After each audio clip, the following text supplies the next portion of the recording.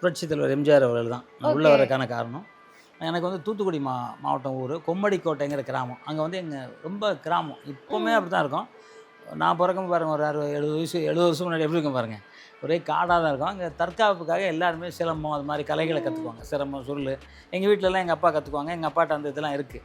அது வந்து அப்போ பார்த்து வேடிக்கை கற்றுக்கணும்னு நினச்சிட்டு இருப்போம். அப்போ சொல்லித் தர மாட்டாங்க. ஒரு ஆர்வம் மட்டும் கொடுப்பாங்க எங்கிட்ட. எங்கள் ஊரில் அந்த விலையெல்லாம் பார்க்கும்போது கரண்டிலாம் வரும், வெட்ட சொல்லி கொடுத்துருப்பாங்க.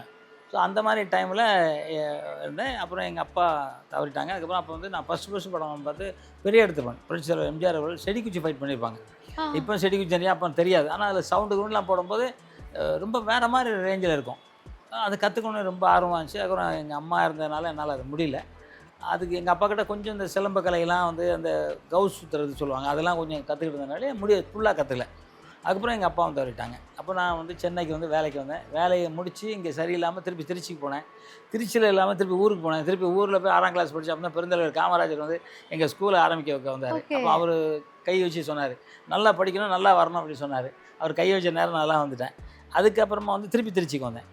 திருச்சிக்கு வந்து எங்கள் அக்காவை ஒருத்தர் வந்து திட்டாருன்னு சொல்லிட்டு, அந்த நான் இப்போ இவ்வளோ இருப்பேன், அவர் ஒரு 6 அடி இருப்பார். அவர் கோடாலி கடைஞ்சி கட்டை வேலை கட் பண்ணிட்டேன் காலுக்கு. அதான் எனக்கு கிடச்சி எங்கள் அக்கா திட்டினோடனே.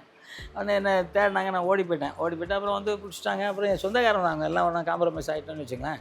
பட் அவருக்கு அதுக்கப்புறம் ரொம்ப நாளாக என்கிட்ட பார்த்து பேசுவார், என்னடே நீ இப்படி பண்ணிட்டே அப்படின்வார். அதுக்கப்புறம் அப்போ பக்கத்தில் ஒரு கடைக்காரர் சொன்னார், நீ இவ்வளோ தைரியமாக சண்டை கற்றுக்க அப்படின்னாரு. எனக்கு ரொம்ப ஆர்வம் இல்லையா சண்டை கற்றுக்கணும். உடனே சரி வாங்க, எங்கே சொல்லித்தரக்கு ஆள் இருக்காங்கன்னா, அப்போ அவர் தக்ஷாமூர்த்தி ஆச்சாரியார்னு ஒருத்தர். அவர் சிலம்பத்தில் அப்படி செய்வார். சிலம்பம், குத்து வரிசை, சுருள் வச்சு, செடி குச்சி, மான்கொம்பு, இது மாதிரி நிறைய கலைகள் செய்வார். அவர்கிட்ட கொண்டு போய் சேர்த்து விட்டாங்க. ஆனால் அவர்கிட்ட சேர்த்து விடும்போது அவரும் ரெடியாக இருந்தார். கூட இருக்க மாணவர்கள் இருப்பாங்களா, ஆனால் வேணா வெளியூருக்காரங்கண்ணே, இவனுக்கு ஏன்னா கற்றுக் கொடுக்காங்கன்னுட்டாங்க. எங்கள் வாத்தியாருக்கு தர்ம சங்கடமான சூழ்நிலை இருக்கட்டா. அவன் வந்து அந்த செருப்பெல்லாம் தூக்கி ஓரமாக போட்டுட்டோம், அது போட்டோம், டீ கிளாஸ் கழுவிட்டு வரட்டும், டீ கிளாஸ் வாங்கி அதுக்காக வச்சுக்கிட்டாங்க. அதுக்கு ஒரு 2-3 வருஷம் அப்படியே வச்சுக்கிட்டாங்க. கம்பை எடுத்தாலும் அடிப்பானுங்க, கம்பை தொட்டால் அடிப்பானுங்க என்ன. அப்போ நான் ஒரு சபதம் பண்ணேன், இந்த சிலம்பத்தில் நமக்கு நிகர் நம்மளாகவே இருக்கணும், எவனும் இருக்க விடக்கூடாது.